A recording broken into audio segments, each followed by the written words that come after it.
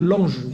Et donc, j'aimerais bien que la France, qui aide si généreusement le Mali, le Niger et d'autres depuis des dizaines d'années, nous explique comment ça se fait qu'il y a des fortunes colossales chez Bolloré, chez Bouygues, chez Total et dans tous les grands groupes français sur le dos des Africains pendant que les Africains continuent à crever de faim.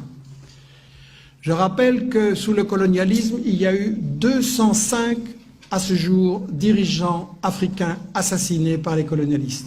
205.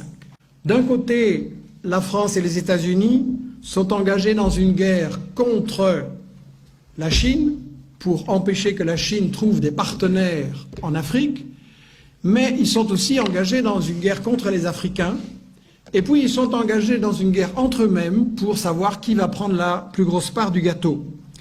La guerre contre les Africains, il doit être dit clairement que tout ce qui se passe en Libye, au Mali, en Côte d'Ivoire, au Congo, au Cameroun et dans toute une série de pays où on nous présente chaque fois des conflits qui sont isolés mais qui sont en réalité les différents éléments de la même guerre pour l'Afrique, c'est une guerre contre les Africains, c'est une guerre contre l'indépendance de l'Afrique. Je referme la parenthèse.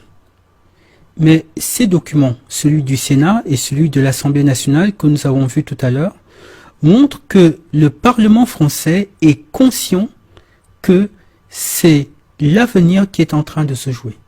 Si la France perd l'Afrique, comme le disait François Mitterrand, elle n'aura pas d'histoire au XXIe siècle.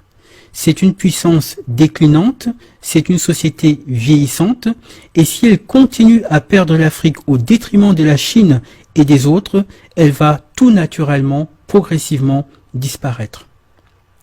Donc, la compétition se fait sur le plan diplomatique et économique, mais elle commence et de plus en plus à se faire également sur le plan militaire.